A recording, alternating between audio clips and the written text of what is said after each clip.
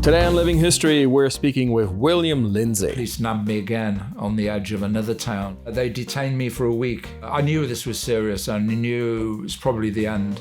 Eventually, they called me in. We've concluded you're not a spy, but you have trespassed continuously across China, and we have no option but to confiscate your films, fine you, and deport you from China.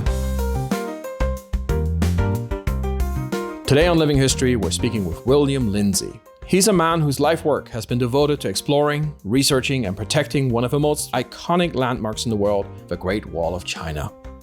Born in the UK, William first came to China in 1986. His dream was to trek the entire length of the Great Wall.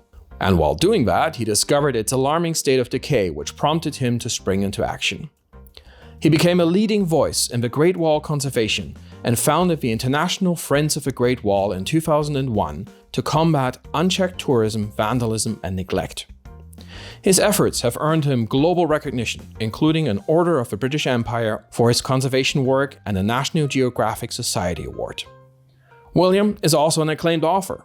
Among his books are The Great Wall Revisited and Alone on the Great Wall, which document both the wall's majesty and its fragility. We're thrilled to speak with him today. William Lindesay, welcome. Thanks very much. I'm looking forward. What was the Great Wall like in 1986 when you first came? Well, the first time I saw the Great Wall was in a place most people see the Great Wall and where all the state leaders see the Great Wall, at Badaling. And, now Badaling and Tourist Wall, has this reputation for being overrun and, all the facilities needed for tourism spoil the antiquity of the location. But back then, Badaling felt quite remote. And my first view of the Great Wall, to be honest, shocked me. I was stunned at the steepness of the wall. But more importantly, as I looked off at the wall, down into those gullies and ravines, which were quite bald at the time because it was March 86 spring. So, in the Beijing area, everything's brown. I was thinking, where am I going to get the things I need to survive on my journey alone on the Great Wall? And to be honest, I couldn't see any answers. So, thinking back, you can see the wall from afar, from the other side of the world. In a photograph, Richard Nixon, his delegation on the wall in 1972, and you can see it on a map. But I think seeing it with your own eyes for the first time is a revelation and a shock. And I think it's the scale that really comes down on you. And because, I was in China not to see the Great Wall in one place.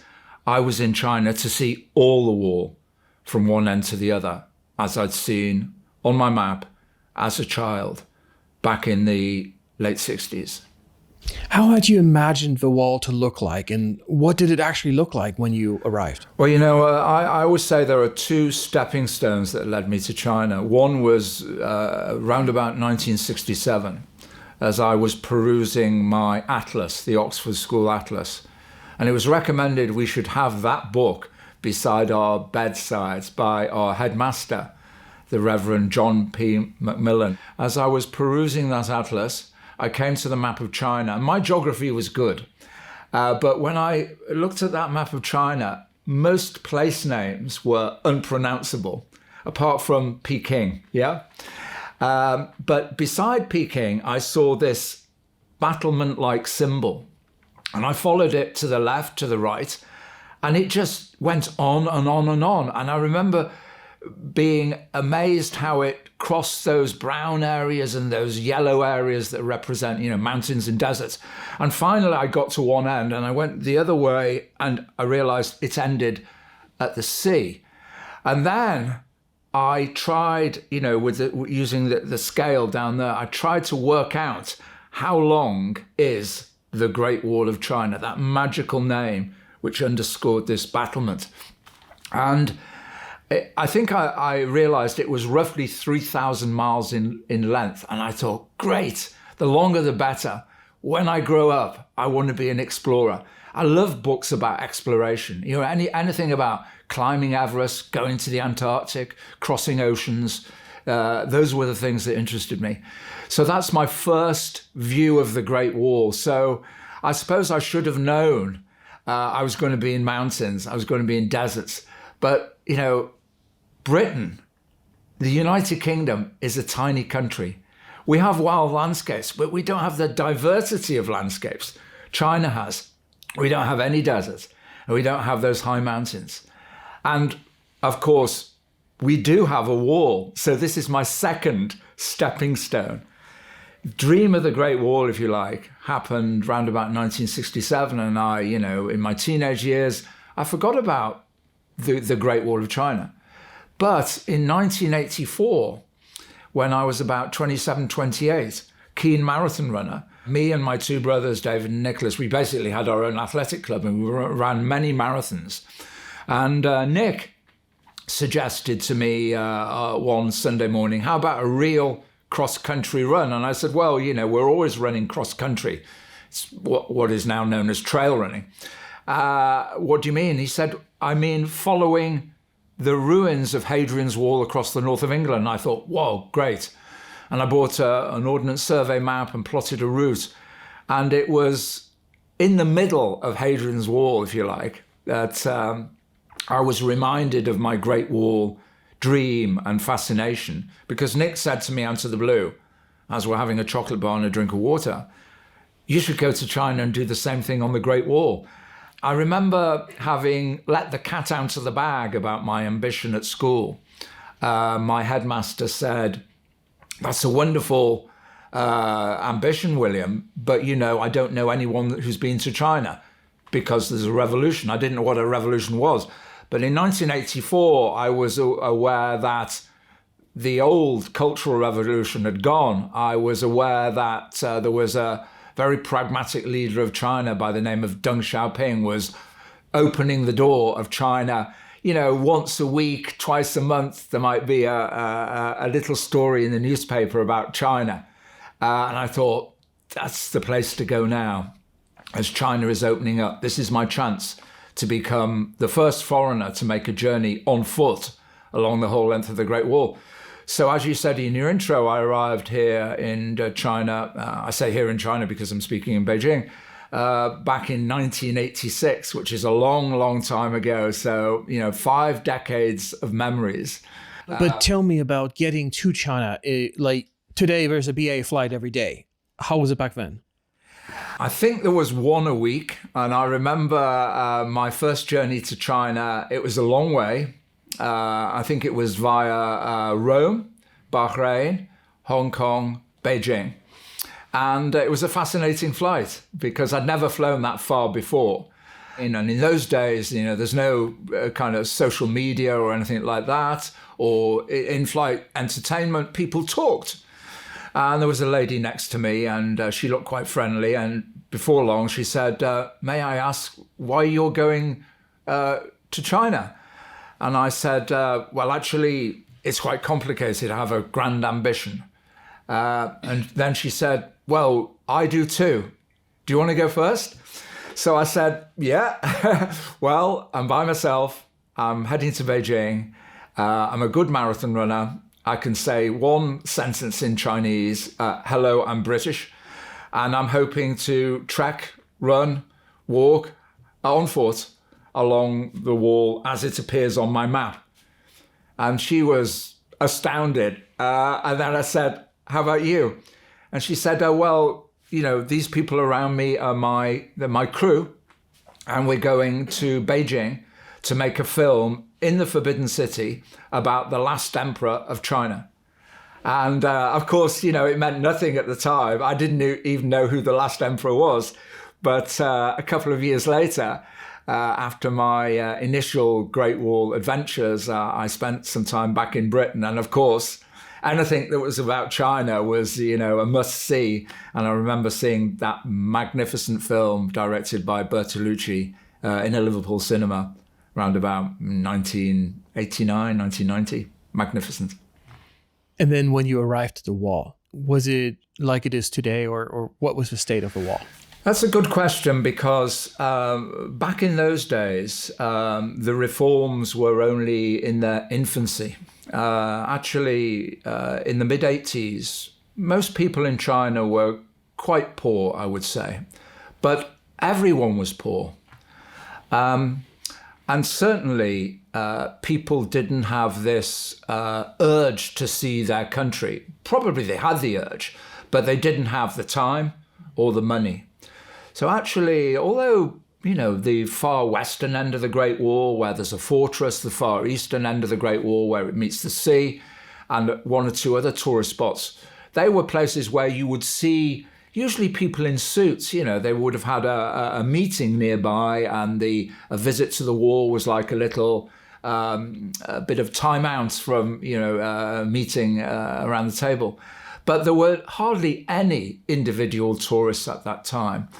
And as I trekked along the wall, mainly through wild areas, I didn't really have any baseline to recognize how the Great Wall has changed because I was preoccupied with my own journey. That meant water, food, sleep, no blisters, taking 2 or 3 photographs a day because, it was the era of film photography. I only carried, 16 films, each film 36 exposures.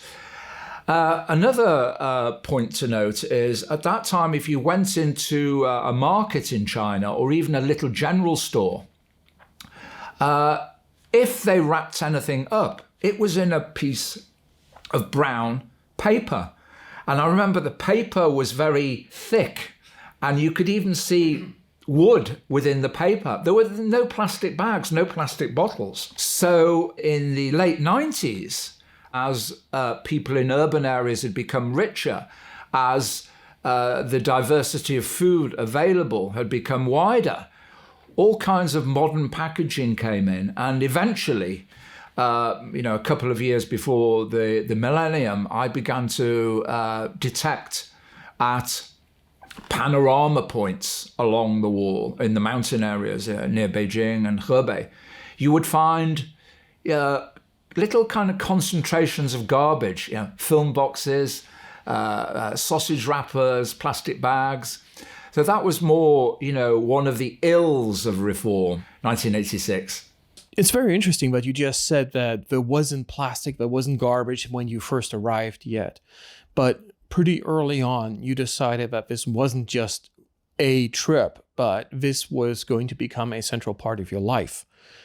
Why? Actually, as I planned my journey back in Britain in 84, 85, 86, one of the things that really made this perfect was there seemed to be a definite start and there seemed to be an abrupt finish. You could follow the wall from west to east, from left to right across the map of China, beginning in the Gobi and then ending at the sea.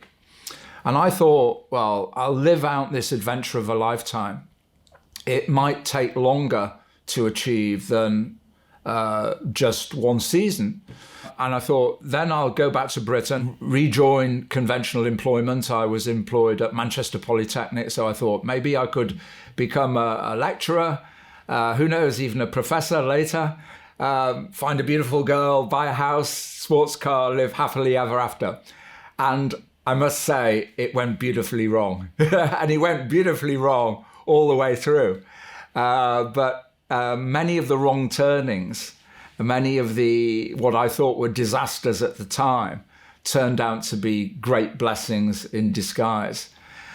And many people think, I foot-slogged my way 2,500 kilometers across China, following the wall and the line of the wall. And there were various difficulties, but the least of my difficulties was the distance. I have some very good, PBs from 5K up to the marathon. So, the distance was not my greatest problem. My greatest problem turned out to be the fact that most of China remained closed to foreigners at the time. And nowadays, you can get a visa, you can come to China, and you can go to almost anywhere quite freely. I think about a good 60% of China's territory is open to foreigners, and there are big chunks in the southwest, Tibet, and in the northwest, Xinjiang. Lots of areas there are closed to foreigners, but you can go there, in a tour group. But back in 1986, when I first arrived, I wasn't aware of this quirky law at the time, but there were so-called open places, closed places, and forbidden places. But I had a visa, and I thought, well, all I have to do is arrive in Peking, hop on a train, and remember, it's a very long train journey from Beijing. It was the Beijing to Urumqi train. So, and I think after about 55 hours or so, I alighted at a town called Jiayuguan, which is very well known as being, the western end of the Ming Dynasty Wall. And I set off from there. And before long, I met the PSB, as they were called then, the Public Security Bureau. They wore green uniforms at the time. I nicknamed them the Men in Green. And I realized through them, from them, they used an English teacher from a local middle school. Well, they asked, how did you get here? And I said, well, I've come all the way from Jiayuguan. They said, no, that's impossible. That's 280 kilometers. I said, yeah, I've been running and walking. They said, you can't come here. I said, what do you mean can't come here? I'm here. Lots of kind of dodgy English. But then they got a booklet from the shelf. And I remember it even had English on the cover. And it was the law on the entry and exit of aliens in the People's Republic of China. And one of the laws said foreigners can visit open areas, but they cannot visit closed areas. And if you want to visit a closed area, you have to apply for an alien's travel permit. This needs a lot of explaining because, very few foreigners have these memories of this difficulty of traveling in China at the time. But, 1978, Deng Xiaoping becomes the paramount leader. And of course, his vision is for China to rejoin the world, basically.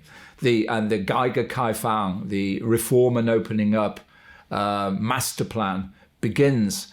And then the thinking of the government at the time was foreigners coming to China are either going to be tourists looking for interesting things to see, or businessmen looking for commercial opportunities. So if a place had something worth seeing, a palace or a temple or a bit of wall that's been rebuilt, then it could be on the open list. Or if it had a commodity, or if it was a place where maybe a factory could be set up, then, some business potential, it could be open. If the place had, reasonable hotel, reasonable transportation links, a hospital, you can make a phone call there. So basically, there were 325 places open to foreigners in the mid-80s. Sounds like a lot, but these were pinpricks on the map, and 99% plus of China remained closed. So it's that first meeting with the police made me realize that actually I'd conceived a forbidden journey. And I had to kind of ask myself, well, am I going to carry on? Is it possible to carry on? What might be the consequences, the risks, worst case scenario, best case scenario of carrying on? And, I think you probably know, I'm still in China almost 4 decades later. I carried on. Well, then how did you solve that? How did you convince the local PSB, the local police, to let you go on your way? I think it's often said by repeated thousands of times by foreigners in China, don't ask for permission, ask for forgiveness. I realized I was not going to get a letter from the Prime Minister of the UK or Her Majesty the Queen addressed to Deng Xiaoping introducing William Lindesay from Great Britain with the ambition of running along the Great Wall, and can you give me green lights along the way? I decided to stealthily make a journey along the wall. And that was based on the surprisingly wonderful reception I had from ordinary people, farmers, herders, workmen, living beside the ruins of the Great Wall from Gansu in the west to Hebei in the east. They didn't know I was coming. Most of the people in these communities, they had never seen a foreigner, maybe in their lives, and certainly not in their villages, but with a few phrases, with sign language, and with an introductory note at the front of my diary. Eventually, I got the water, food, and a place to sleep on their kang, you know, this traditional raised wooden platform bed that they have in North China. You know, I say that the governments, they formulated the open door policy, but in my mind, the farmers of China, they put it into action when William Lindesay arrived in 1986. What did they think about your journey? I should first say that, you know, our dialogue at the beginning was, it was thin. You know, I only knew a few words. I took a few words on board as my journey progressed, you know, Ni hao or Xingguoren, I mastered that in Beijing, and then Changcheng, the long wall, and then north, south, east, west, then I'm hungry, I'm thirsty, I'm tired, where's the toilet, etc. Then I think my key communication tool was that front page of the diary. And that was a stroke of luck to come up with that formula.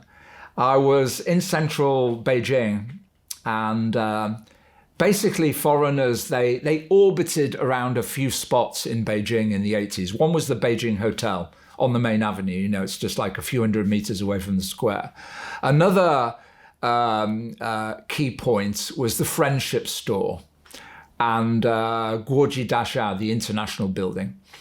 And I was pretty much just outside the Friendship Store walking along, and there were a couple walking towards me, and one of them said, "Hello, welcome to China." And, you know, in those days, you know, breaking the ice was a genuine conversation. Now, you know, you get lots of interruptions when you're in Beijing. Hello, welcome to China. We have an art exhibition, and everyone goes, "Oh, okay, we know that one. We've heard of that scam." But back in the 80s, this was a genuine opportunity to have a conversation. And this couple, they turned out to be PhD students at Peking University. And they said, you know, "What are you doing?" And I said, "Well, I'm here in Beijing, and I'm going to make a journey along the Great Wall on foot." They were astounded. "You mean you're going to the Great Wall, Badale?" You know, no, I'm going to the far western end. And I remember saying to them, "Look, you know, there's a cafe there at the Friendship Store. Shall we have a cup of tea, cup of coffee?" We went in, had Nescafe and, you know, a piece of sponge cake. That was a great treat at the time. And they said to me, you can't just set off and expect to walk through the wild places, the countryside of China. How are you going to communicate? And I said, "Well, I smile a lot, and, you know, sign language." They say, "Oh no, you need. Can we write something for you?" And I said, "Yeah, you could. Look, I have these notebooks. They're rip-proof and they're waterproof and they're kind of dirt-proof.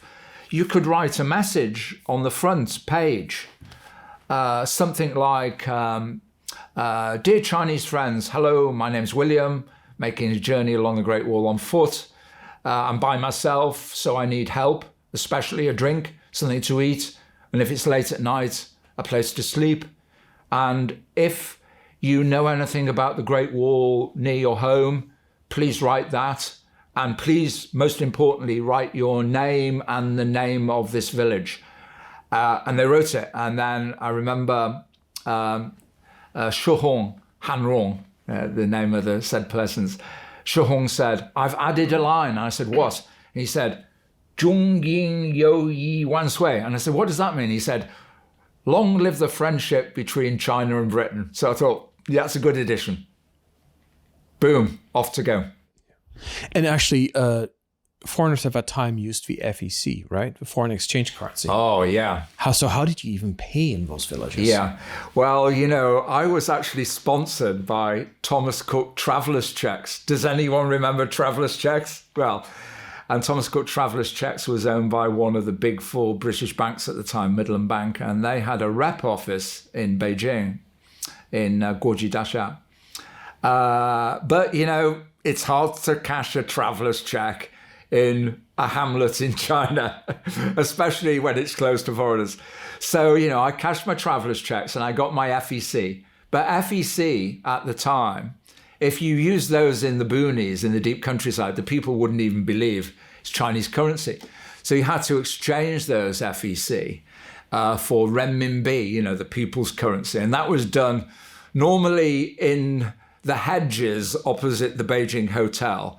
And there were some enterprising Uyghur money changers from the northwest of China. And yeah, I can't remember, but you could change like 100 FEC for something like 320 renminbi. And you had to count them very carefully to make sure there were no double folds. And occasionally there were. But basically, I headed off with a wad of the biggest denomination notes at the time. Can you believe it? Were 10 yuan notes. Okay, if they didn't even believe that FEC were real and you went with renminbi, did they think you were rich? That's a good question. And, you know, I was only successful in my endeavor in my second year in China in 1987 and my third time of trying. First time, I was foiled by terrible heat, dehydration, and I lost the wall. I didn't have any maps. The map I had for trekking the whole length of the Great Wall was a dogleg shape cut from the complete map of China that would typically be behind you know, the boss in an office or on a classroom wall. I expected there to be an atlas of the Great Wall for sale in Peking, but even now there's not one of those. Wait, what do you mean, though? You lost the wall? It's a wall. It's gigantic. It's indeed. It appears to be more or less continuous on a map of China, if you look in your atlas or even a globe. But when you actually get there, there are many, many breaks. And the most difficult thing about a journey along the Great Wall, even today, even tomorrow, is first of all, finding it. And then once you've found it, staying with it. For example, in mountain areas, you can maybe get on the wall where it, you know, plunges into a valley, and you climb up and you go higher and higher and higher. And you might be okay for a day. But after a day and a half, you realize the wall is getting narrower. It's not like the wall we saw a few hours ago that's wide and high with quarried blocks. It's all roughly cut stone. And now it's just an elongate scree. And then, hey, this is just natural rock. Where's the wall? Oh, I can see it like 5K over there, but it seems to be a gap. So actually, there were gaps in the wall whereby the builders of the wall in the Ming Dynasty, if they thought natural features were defensive enough, they would save manpower, money, time, materials by borrowing the cliffs, by borrowing the gorges. Because if you have a cliff here and you build your wall up to the side and then you build it on the other side, you effectively incorporate this in your defense. And I had no idea of this military strategy, you know, back in the 80s, and I lost the wall. So those were some of my first problems. The continuity of the wall, the Ming Dynasty wall, ceased to be a national defense in the mid-1600s. So nature has played its part. Unlike monuments all around the world, locals have helped themselves to, the high quality materials contained therein. It's happened at Hadrian's Wall, it happened in Rome, happened in Egypt. Let the past serve the present.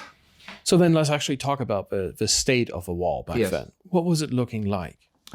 The Ming Dynasty Great Wall on its course from west to east across China, first of all, it changes in appearance because the landscape changes and the builders used the landscape's materials.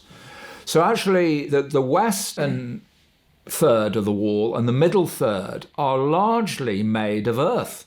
And it's only the easterly third that is the classic wall that, everyone has in their mind, that I call it the dragon wall, made of quarried blocks and kiln-fired bricks. And in the West, because, a mud wall is softer, that has not stood the test of time so well. There are long stretches, magnificent stretches, still extant, but there are bigger areas where hardly any rammed earth wall can be seen. And it can vary from being 4 or 5 meters in height to being just calf height. And sometimes you can hardly detect there was a linear structure there at all, unless, the sunlight is low level and there's a bit of a shadow. So very, very variable condition in the west and the central areas. And in the eastern areas, in the mountains, the condition varies a lot according to the original quality, because, any building project is constrained by budget and need. And the wall builders built the best top quality wall where it was needed the most, in the places that the enemy was most likely to target. So there's a great variation in condition. It basically varies from, this is a postcard shot, to, is that a wall, or is just seems to be like a long scree through the bush. Great variation, which is why protection of the Great Wall of China is the world's most complicated, I would say, conservation project in the world. Because you have this ancient building crossing China from east to west, linear, and you have modern China, and all that modern China has constructed since the 80s: roads, railway lines, power lines, urbanization, colliding with it, and the change only comes in the early part of this century, 2003 to 2008. The central government organized a survey of the Ming Dynasty Great Wall. First of all, archaeologists to find out where it is, and then surveyors to measure the length of the finds. And then the figure was announced, I think, in 2008, 8851 kilometers is the length of findable linear remains of the Ming Great Wall on the landscape of China today. And as well as that 8,851 kilometers, there are 40,000 independent bits.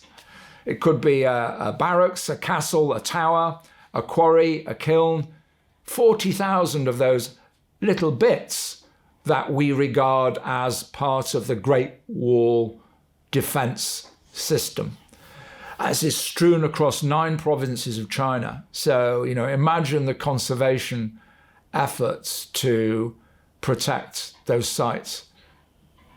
I want to ask you about that in a moment, but you had just said that it took you 3 attempts to make your first journey across the wall, yes, which kind of speaks to how grueling it must have been. I want to ask you, what was the toughest day that you remember? The toughest day on my Great Wall journey was on my 3rd attempt in 1987. I had set out from Jiayuguan on April the 4th, and I'd had a good run through Gansu. I'd met the police twice, but I made 2 clean getaways, and I got into the next province, Ningxia. And actually, Ningxia is my favorite province along the whole length of the Great Wall. And do you know why? Well, first of all, it's got the best wine in China, and it's the only Great Wall province that I don't have a police record in. I got through the whole of Ningxia following the line of the wall without any problems. But when I got into Shanxi, that's Shaanxi, I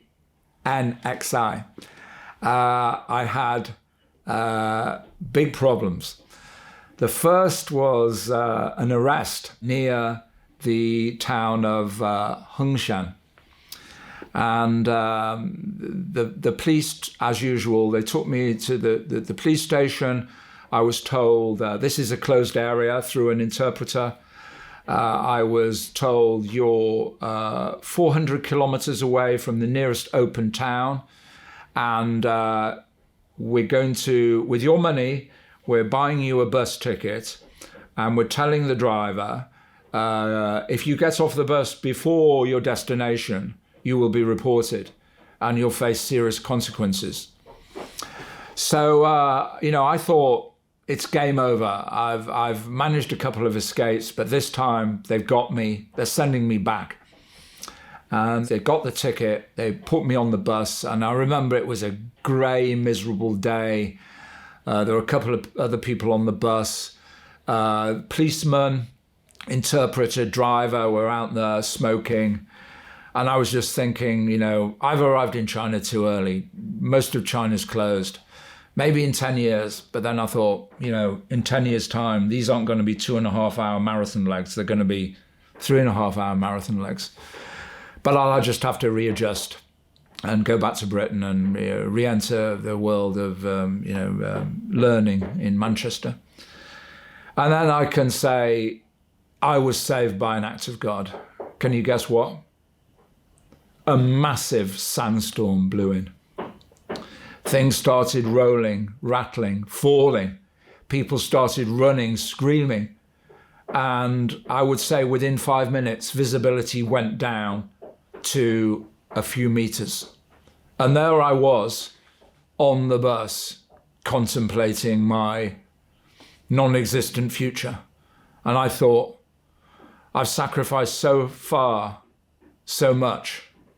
I'm just going. I had a pair of goggles. I'd written to a geography professor at Leicester University before coming to China, and he'd done some work in Gansu and Ningxia, the Gobi Desert areas. And he said, big sandstorms can whip up unexpectedly. Take a pair of goggles. And I carried like these welding goggles for 5 or 6 weeks, and I'd nearly ditched them. I didn't even have sunglasses. But thank God I kept those goggles. And also, I didn't have much spare clothing, but I had a spare T-shirt, and I wrapped that around my face, prized the door open, and I was away. It was terrible for, I remember, the first hour or so. I saw a few silhouettes in the dust, but I got away. And when the storm subsided, I really felt as though even if they get me again, I'm going to go down fighting. Moral victory, because morale is everything when you're by yourself. And actually, I had a wonderful hospitality that evening. I remember I stayed with a couple of farmers, and all they had in their larder, as it were eggs. They had no rice. I think they were raising chickens for eggs. And I had 16 eggs that evening. The biggest omelette you can imagine, really charged up with protein. And I remember the next day I was in some kind of old people's home. Very nice welcome, and the cadre in charge of the home, he read my diary, he'd seen where I'd been, and he got a piece of paper on his notepad, and he used his calligraphy brush, and he wrote or painted, because the Chinese characters are so artistic. and he tried to tell me what it meant, and it was British friend traveling the Great Wall. And I folded it up, kept it in my passport, and it's in the archives here in the study today, and it appeared in my first book. But it was 2 or 3 days later, the police nabbed me again on the edge of another town.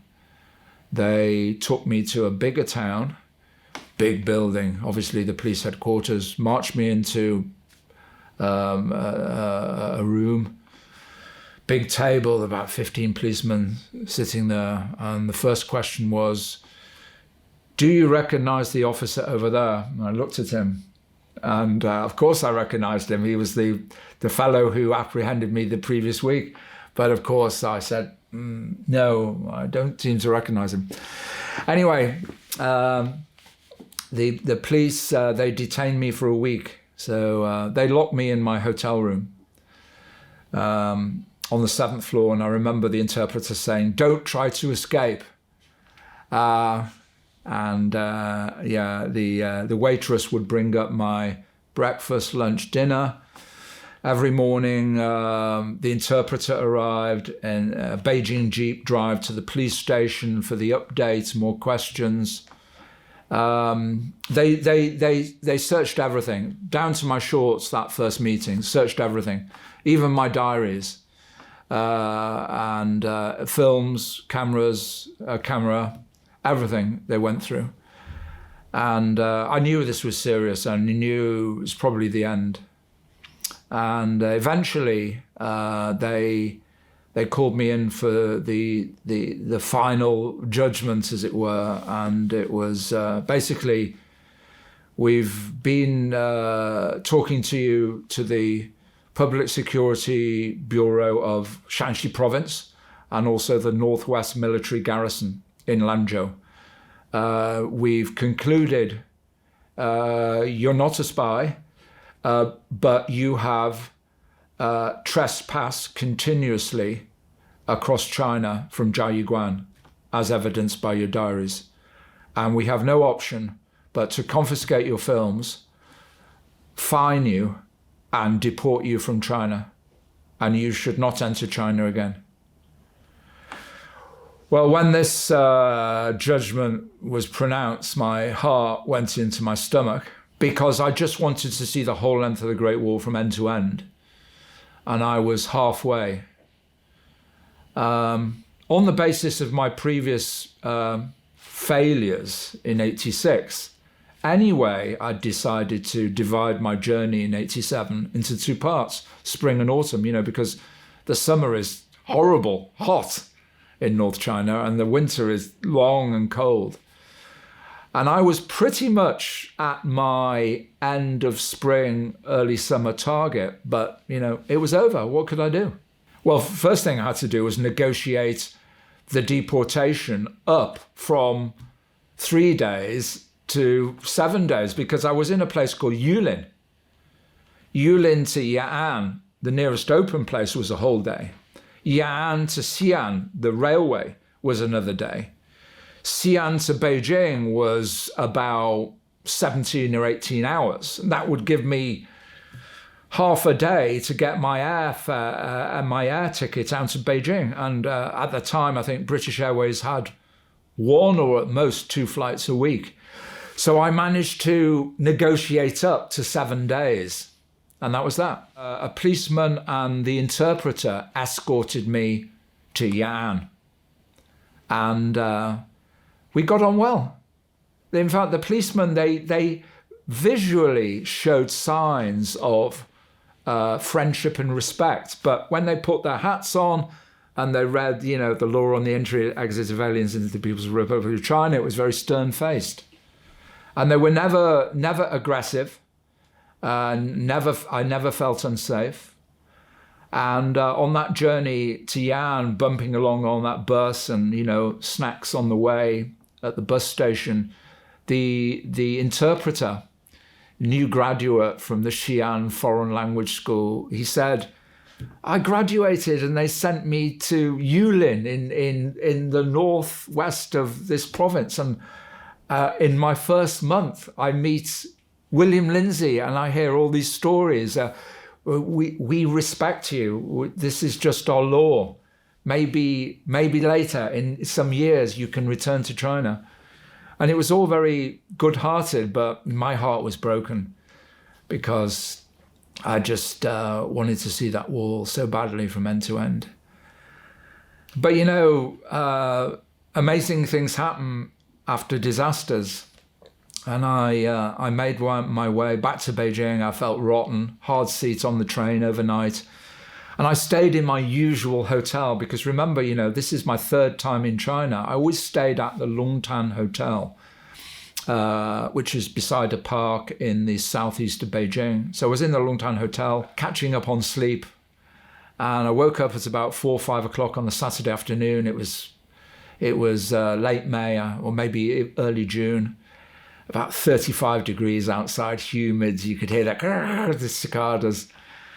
And I thought, come on, Lindsay, you gotta snap out of this. Maybe go for a jog in the park, come back, have a cold shower, have a Beijing beer, a few dishes, and try and recover.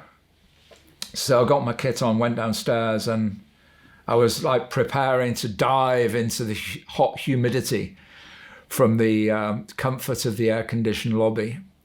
And I remember adjusting my shoes and seeing a beautiful pair of legs.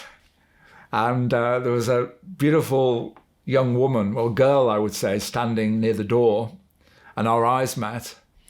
And she said, "Hello, welcome to China." And I said, "Oh, thank you." And then she said, "What's your name?" And I said, "Oh, my name's William." "What's your name?" She said, "My name Wu Qi." And then I said, "How are you?" And she said, "Very well." Then she said, "What do you do China?" And I said, "I thought I'm making a journey along the wall, but I'm only halfway along the wall. So what am I doing in China?" Anyway, I said, "Oh, maybe I'm writing a book." And then she said, "What's the name?" And I said, "From the desert to the sea." And then she said, "Oh, nice to meet you. Now I'm going out with my friends for dinner." And off she went. And I went on my run and I thought, oh, it's the most beautiful girl I ever saw. So beautiful. But ships in the night, that's it. Well, I would never have believed that a few weeks later we would meet again. And I would never have believed if you had told me that we would get married and we'd spend the rest of our lives together on the Great Wall until this very day. That's an incredible story. How did you get out of being deported then? There was no way out of being deported, but I'm glad that I missed the British Airways flight because back to Midland Bank. I was in the Midland Bank office in the International Building, and Mr. Brown, the rep, and his secretary, Stephanie, they were listening to my story and trying to help me sort out the problems. You know, was there another airline? But that's going to be another ticket. That's more money. William has a budget. And then Mr. Brown said, but William could take the train to Guangzhou, which is basically north-south, 2,500 K down the middle of China. And then he could cross over into Hong Kong, and then he's out of mainland China because, you know, this is 1987 and Hong Kong is administered by the British. So I thought to myself, yeah, that would work. So Stephanie, the secretary, said, well, I have a friend who can get you a rail ticket. And lo and behold, a few hours later, I had a rail ticket, and that would allow me to get out of China within, I think I still had 3 days. And that was a critical journey in my China story because, you know, there was all this hatred building up in me. You know, I think foreigners who've been in China a long time, there are many things here because this is a different world. You don't understand, gets on your nerves. the tension builds up and there's like an aggression. So for me, the aggression was like, it was fever pitch because my dream had been taken away from me. But the journey on the train, it allowed me to cool down because in those days, even in a sleeper, it was very friendly. Again, no social media, it's all direct dialogue. And even though getting on the train was like a scrum down, pushing and shoving, although people had got tickets, once you're on the train, the people were extremely polite and well-mannered. So I was in a little compartment with 3 others, I can't remember exactly who, and they start to cut up a melon and, pour water and try our tea and, have this tea egg from the platform. And you begin to realize, China's full of beautiful people. And I'm just doing something that's not at the right time. And then I realized, if I get back on a plane, I am leaving a journey that is half completed. So, people say, instead of looking at the glass half empty, I began to look at it half full. And I realized I've gone from there to there on the map without missing a millimeter. I've got, I've seen amazing Great Wall landscapes, this rammed earth wall snaking across the terrain. I've stayed with these farmers. I've seen herders when there are flocks of goats beside the wall. And I've met the police, but, I thought, I've got to return somehow. But I really felt if I got on a plane and went back to Britain, I'd get cold feet. Because in that day before getting on the train in Beijing, I'd met at least a couple of journalists. Because I had sponsors, so I always had to be talking about my journey. And we met in the Jianguo Hotel, which was another kind of key meeting place for foreigners in China in the 80s. And I told them about my adventures and meetings with the police. And they recalled a story about a New York Times journalist who hired a guy on a motorbike in Shanxi and rode around for 3 months and annoyed the authorities there. And he disappeared for like 3 months and it became a diplomatic incident. So they said to me, well, don't think the Chinese authorities are that daft. You've made your presence known here, here, here. Eventually, all of these documents will maybe arrive in one place, and then the next time, you could be in real trouble. So I think that was weighing on my mind big time. And I thought, the further I get away from China, the less likely I'm going to have the guts to start off again. And then I thought, I had a brilliant idea. I thought, well, when I'm in Hong Kong, I can change my passport. I mean, there must be a place in Hong Kong where you can change your passport. It's administered by the British. So I thought, if I could change my passport in Hong Kong, I'd have a new alphanumeric identity. And that would solve my problem. I could just get the new passport, get a visa, come back to China, sit out the summer as planned, start on part 2 in September. So with that all in place, I took myself off from the Peninsula Guest House in Chongqing Mansions to the Peninsula Hotel and treated myself to a slap-up afternoon tea in the lobby. And then next morning, I'd found the location of the passport office. And I remember there were lots of people outside. And I thought, crikey, there seems to be a protest here. Well, do you know what?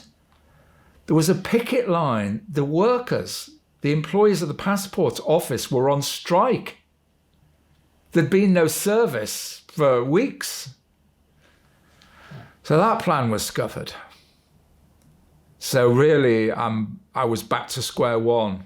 I can't get back on that plane. Then I thought, well, I've got nothing to lose. If you've ever been to Kowloon in Hong Kong, those narrow streets, you always see these things, China visa. And I thought, well, look, maybe I could rip the page onto my passport because it had black marks. The visa was cancelled. There was a chop that I don't know what it says. I think it eventually it turned out to say bearer prohibited from re-entering China. So then, just the thought of ripping a page out of my passport, I thought, no. And then I thought, what about something a bit sweet, stick the pages together? Or anyway, eventually I just thought I'll give it a shot, because if I'm refused a visa, I've lost nothing. So I went into one of these little entrances and up to the 3rd floor, and there's like a room about the size of a small bathroom. I remember there's a guy sitting there, not taking much notice, and I said, I've got a bit of a problem. I've been deported from China, not for anything serious, just kind of always going to closed areas. And then he just looked at me and he said, you want ordinary express or super express service? And I said, what's super express? He said, tomorrow morning, 10 o'clock, 800 Hong Kong dollar. 800 Hong Kong dollars in those days is a lot of money. It's probably something like 3,000 or 4,000, 5,000 now. So I thought, I can't, I don't want to suffer the suspense of days waiting. It's probably going to be a waste of money. So I said, super express. I said, you need photo form? No photo, no form, just money. No visa, no money back, okay? So I hand over the $800. That night I was very nervous, and I get there and I've just got like this bingo ticket. I don't know what the number is, 145 for the continuity.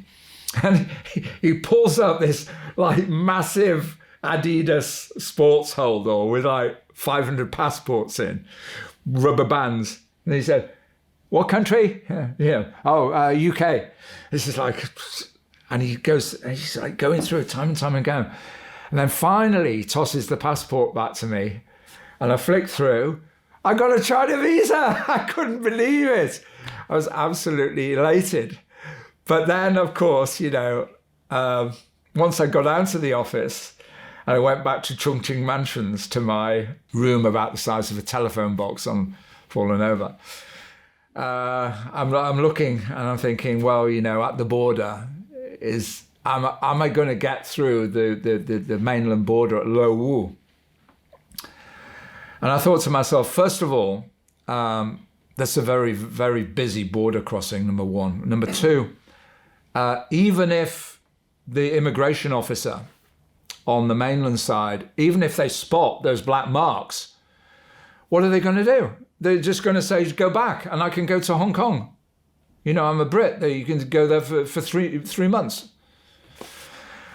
But in those days, the British passport was like a hardback. It's now a softback. So that evening before heading back to the border, Lo Wu, I opened my passport like this, bending the spine. So it just flopped open at the current visa page. And I just hoped and prayed the guy at the border wouldn't notice it. But yeah, I got on the train, got in the queue. It was about 35 degrees. I could feel the beads of sweat coming out of my armpits, dripping into my eyes, because I just felt my future depended on this. And my heart was pumping as I stood in front of that officer, and he just looked up, visa, chop, and I was back in. Couldn't believe it. I could not believe it.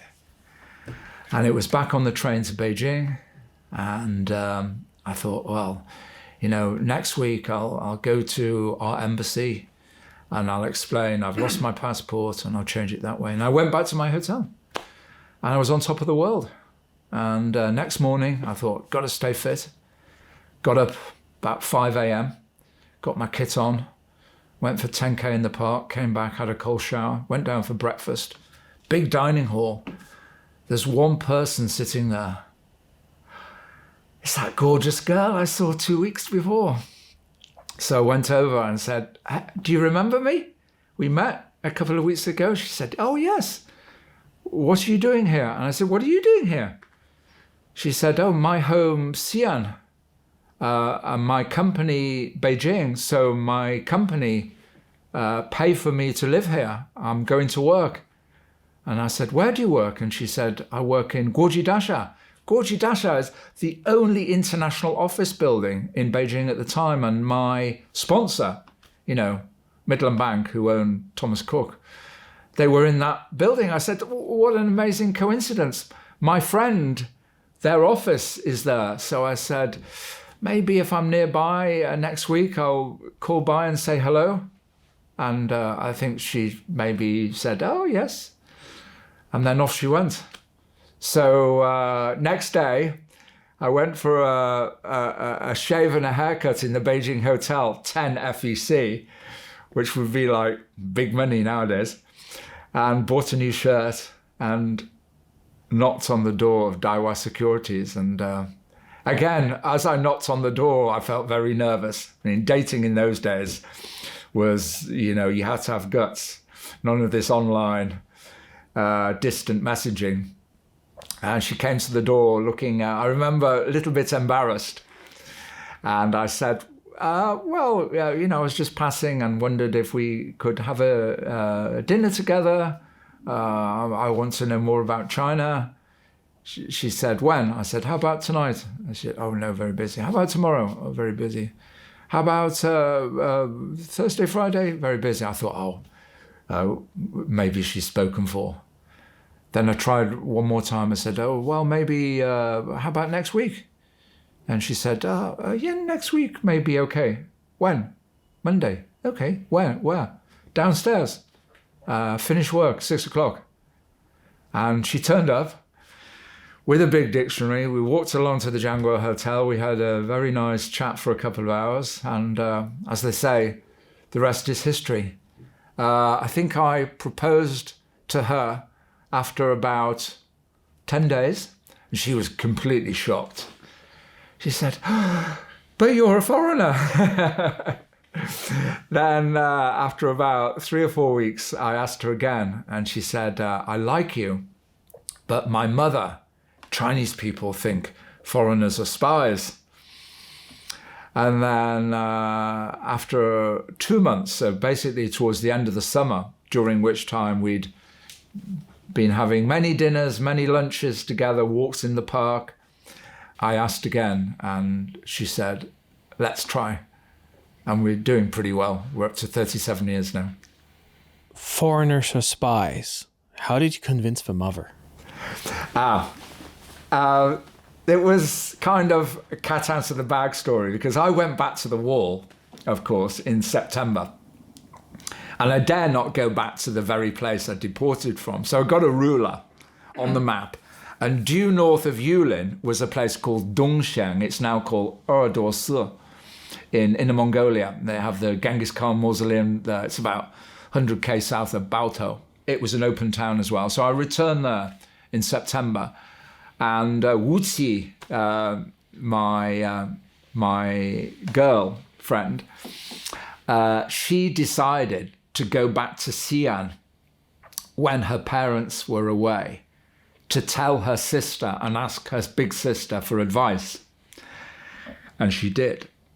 And then when the parents came back, big sister's daughter, who was about 7 at the time, they came in the door, and Zona said to her grandmother and grandfather, in Chinese, of course, Auntie Chi has been back and she's marrying a foreigner. Well, I think the father took it well, because he's a professor in a university and he went to many seminars and met foreigners. And the mother, well, it sounds like a mother-in-law joke, but I only met my mother-in-law the day after Wu Qi and I got married, but it's true. And she was an absolute angel, very, very gentle, very gracious, always cooked me my favorite dishes when we were at home, and turned out to be no problem. When did you finish running the wall, and when did it become a journey from running it to conserving it? Well, eventually after 78 days on the move, I reached Shanhaiguan, Old Dragon's Head, where the wall meets the sea. And, that's the spot I had seen on my map for donkey's years. But when I got there, of course, I realized it was not the finish line for two reasons. First of all, en route, I'd come to hear the full name of the Great Wall. So just calling the Great Wall Changcheng, that's the short name. But the full formal name for the Great Wall in the Chinese language is 4 characters: Wan, Li, Chang, Cheng. Changcheng means long wall. Wan, Li need to be understood sensitively to understand the enormity of the Great Wall story in China. So what do these 2 characters Wan, Li mean? If you look in the dictionary, Wan means 10,000. You hear it every day. Yuan Kuai, 10,000 yuan. It's about $1,300. Okay. Li is a Chinese measurement of distance. Of course, the Chinese didn't have miles or kilometers. They had their own units of measurement. The li equivalent to about 500 meters. Since the late 1700s, foreigners coming to China, hearing that this wall on the mountains is called Wanli Changcheng, they tried to work out what the meaning of Wanli Changcheng meant. But they made the mistake of a direct translation. It does not really mean 10,000 li length long wall. The key is understanding the subtle meaning of Wan, which in this context means endless, immeasurable, everlasting. So I translate Wan Li Changcheng as the endless wall. And it's a name that was created by one of the earliest historical writers in China, Sima Qian, during the 1st century BC. He inherited the task of writing a history of China from his father, who, obviously this was a very long book, and his father died before completing it.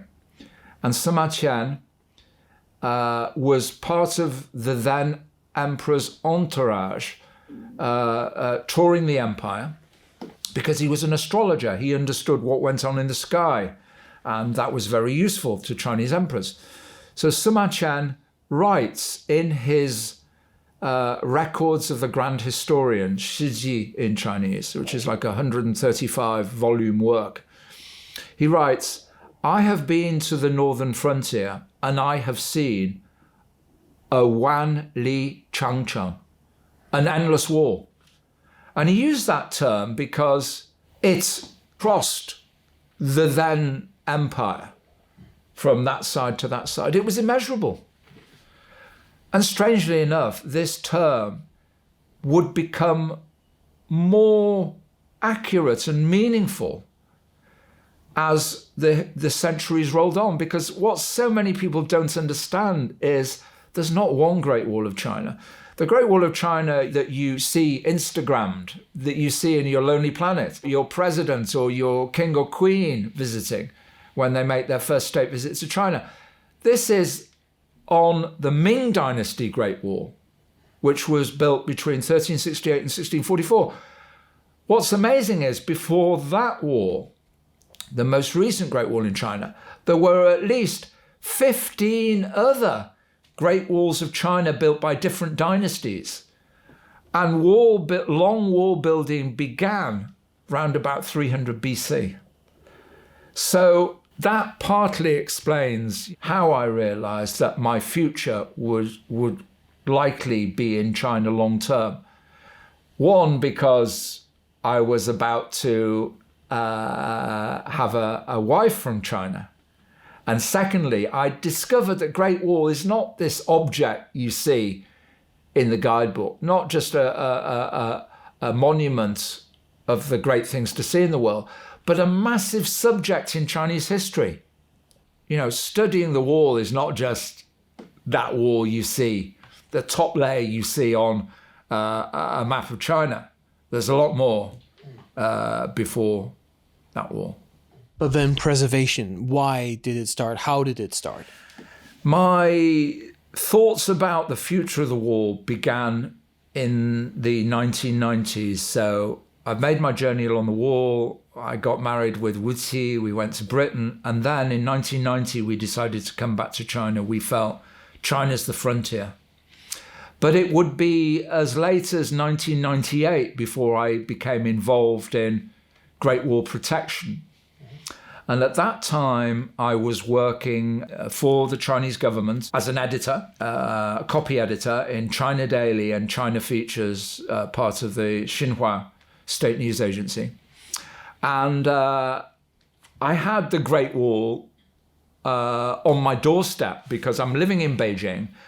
And the Beijing municipality has about 400 kilometers of Great Wall. So it became a project to see the wall in the Beijing municipality, which is about the size of Wales, New Jersey, Schleswig-Holstein, if you're from Germany. So this entailed going out to different sections of the wall, to the northwest, to the north, to the northeast of Beijing. And in those days, the buses were slow, old, people were smoking, people were spitting, and no one owned cars in those days. But Giant had just opened a bicycle store in Beijing. And Giant, I think even now, are the world's biggest bicycle manufacturer. And their best bike, the Giant Trooper, 999 yuan. So that was like half a month's salary. And I bought that bike. And that opened up my new Great Wall chapter. Would leave Beijing at Friday lunchtime, cycle to the mountains, and at the foot of the mountain, stash the bike at a farmer's place, hike up to the wall, and then along the wall, very simple, bivouac at night, tin of tuna fish, some crackers, and always a bottle of beer. And it was in, I think, 1998, we arrived at this wonderful watchtower. And from that watchtower, there was a wonderful panorama in front of you. You could see about 10K of the wall, and it was just emerging from the mist. And then behind, you could see a further few kilometers. But we were not alone. There were 5 or 6 photographers there, and they didn't have, the cheapo Seagull camera from Shanghai, which was then one of the 4 big things a Chinese family would crave to own, with an air conditioner, a fridge and a TV. No, these were well-off Chinese photographers with Canon, even Hasselblad equipment. They were carrying, at the time, $15,000 worth of camera gear on the tripods, waiting for that, beautiful light coming through.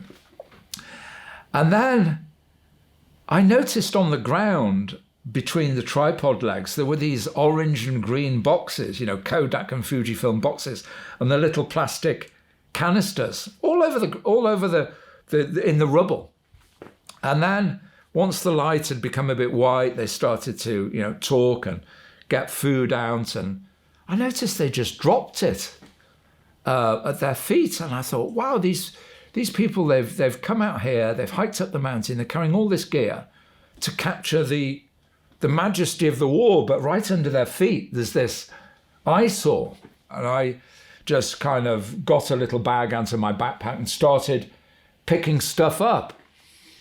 And I remember seeing how they were frozen. And then I heard one of them say, "Oh, 我们的外国朋友干什么？不用管这个."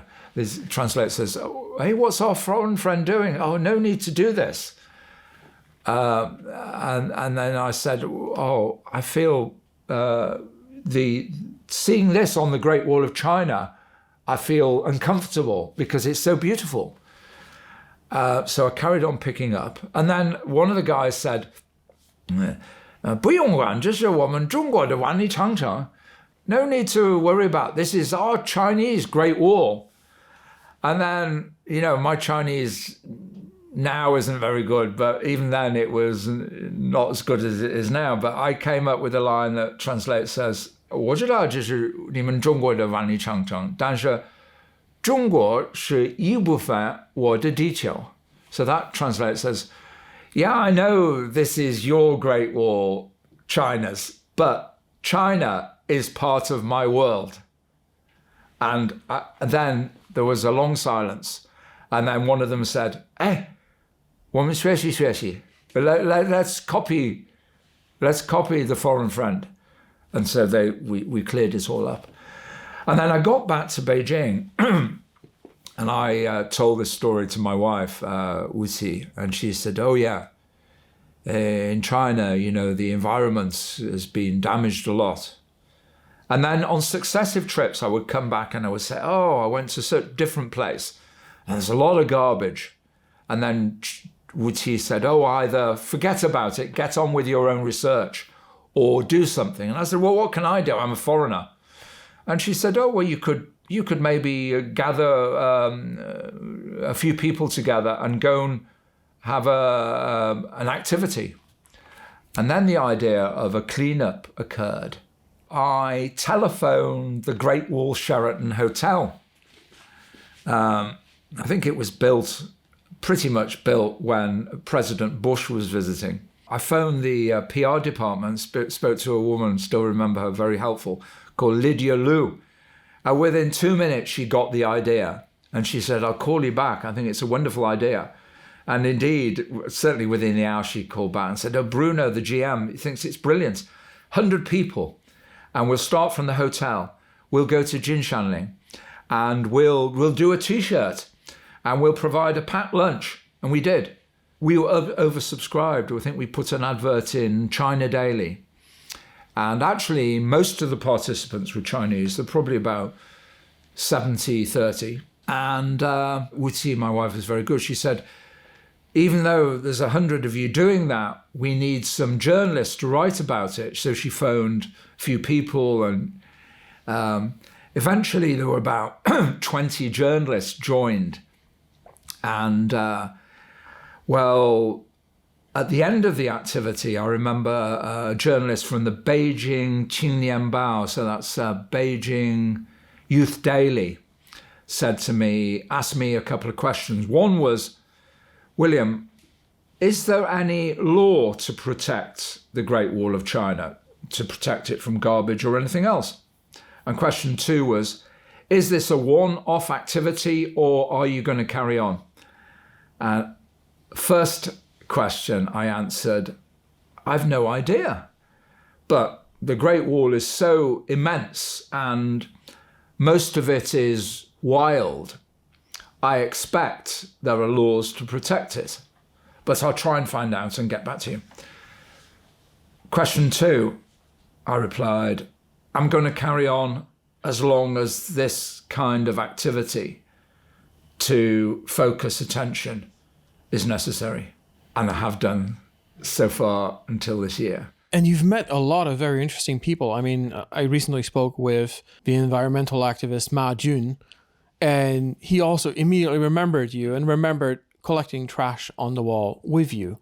Who else have you met? Well, I mean, the environmentalists who were prepared to stand up at the time were few and far between because, you know, there's that saying, always don't be the nail that stands out. You might get a hammer on the head or something like that. You know, Chinese wisdom. Yeah, I mean, I became the most famous foreign garbage collector in China. And the key thing is the coverage that following week, following that first ever voluntary cleanup of the Great Wall, was front page. And it basically became, the cuttings became my key to seeing the top people in China concerned with the protection of its cultural heritage. I went to see Peng Changxin, the legal affairs director at the State Administration for Cultural Heritage. My wife set it all up. We met He Shuzhong, his secretary, and we talked about Great Wall conservation. And it turned out that there were no specific laws to protect the Great Wall of China. It was a World Heritage, UNESCO World Heritage, But that was more like a name. There was no active protection going on. The gentleman told me that, in China at that time, the late 90s, there was so much urban construction that there was basically whenever a bulldozer dug, they discovered something.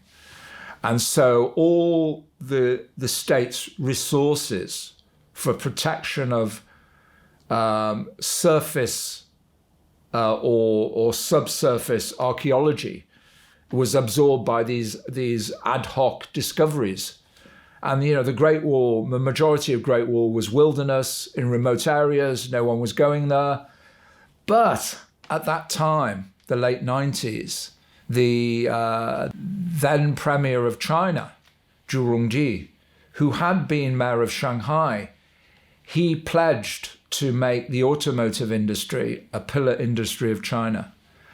And I remember being on sitting up on the wall with one of my American Great Wall fellow explorers at the time, Scott Urban, and we'd concluding this wonderful weekend on a section of Wild Wall, and completely alone. We hadn't seen anyone, and I said to Scott, "It's hard to believe that just 60, 70k over that skyline there are 15 or 18 million people, and here we've been on this wall now for a day and a half. We've not seen anyone. When do you think they, meaning the Chinese people, will discover this?" And Scott said, "It's going to be a long time yet. I mean, look, we cycled for 5 hours to get here, and there's no public transport, and people think the countryside is dirty and backward, and the Chinese people are more concerned, with staying in the towns and cities and teaching their kids stuff. It's not going to happen soon." But the car changed everything. The Volkswagen became the wheels by which Chinese people would initially discover Wild Wall. And you just think between 98, 99 and the Beijing Olympics, car ownership began. And in the weeks after the Beijing Olympics, I remember seeing a news brief saying that they were selling 5,000 new cars a day in Beijing. And the car became the means by which millions of people in Beijing would discover the Wilderness Wall in this arc that surrounds the northern part of the city. And it was an open-air museum without a curator. And it was really going to face an onslaught, and it did face an onslaught. I was going to ask you about that because when I came here, I saw cars parked up and down every road, both in Mutianyu, in Badayang. Now it's all organized. Now you have to park at the foot of a mountain. You have to get on a bus, buy a ticket, take a tram, those kind of things. When did that change, and how did it change? I think it changed in the wake of in 2003, the Beijing municipality introduced the first provincial level administrative regional laws to protect a single genre of cultural relic, that being Great Wall. So Beijing government started to protect the wall in the Beijing municipality in 2003. I moved from being the most famous foreign garbage collector in China to being a lobbyist. I eventually nominated, with the support of the Beijing government, the Beijing Bureau for Cultural Relics, I nominated the Great Wall landscape of the Beijing area to be listed by World Monuments Fund, the New York-based conservation organization. They put out a list of the world's most 100 endangered monuments, and the Great Wall cultural landscape was included on the list in 2002. It didn't make the Chinese news, but in the corridors of Great Wall protection, cultural heritage protection in China, it was known. And I sense that was useful in the promulgation of those Beijing laws. Then the central governments set out to survey the wall, because the key thing about protecting something as enormous as the wall was, first of all, find out where it is and, the height of it and the width of it and the length of it. So that big survey, 5 years, was a key foundation piece of work. So in 2008, we knew where all the Ming Wall was and what it measured. And then another advisory piece of work was each province should stake out where their Great Wall was. And that seems like a no-brainer. I mean, in the Beijing-Hebei area, the wall is, of course, that's the wall. Everyone knows it's there, local or people from the other side of the planet. But, if you're in one of the interior provinces of China, like Shanxi or Inner Mongolia or Ningxia, the wall there can be so degraded, it's only knee-high or ankle-high. And many of the people in these areas, they don't regard that mud wall as being part of the Great Wall. They think the real Great Wall is near Beijing. So it's actually have been necessary for the local authorities to put up these concrete plinth with the characters Chang Chang. And they put these in a line 100 meters apart, just 50 meters either side of the wall. So people know that that long thing there is part of the Great Wall that extends this way and that way. But with thousands of kilometers of this, unless you had an army watching, or who knows, in the future, surveillance cameras, there's always going to be someone who's not quite with it, who doesn't want to be with it, thinking, oh, this isn't important, we can get away with this. For example, there's been stories in recent years in the international press about someone has a quarry here and they want to get what they've quarried to the main road, so they punch a hole in it. And as you go along the wall in Gansu and Ningxia and in Mongolia and Shanxi, there are many, many holes in it that have been punched through in the intervening, 400 years since the Ming Wall was abandoned in 1644. But the important thing now is that within 2 decades, within this time period of 2003 and now, we've gone from kindergarten level protection to entry level university protection. That's the journey we've made in Great Wall conservation. Things that I never thought would happen have happened within this 20 years. Okay, but other things that you never thought might happen probably have also happened, like you met the Queen of England, thanks to your work on the wall. So many things. And you know what? I can say I've met the Queen in China and met the Queen at her home. I got a letter in 2006 asking me if I would be happy to receive the recognition by Her Majesty the Queen in receipt of Officer Order of the British Empire, OBE for short, for my contributions to protecting a UNESCO World Heritage and for furthering UK-China relations.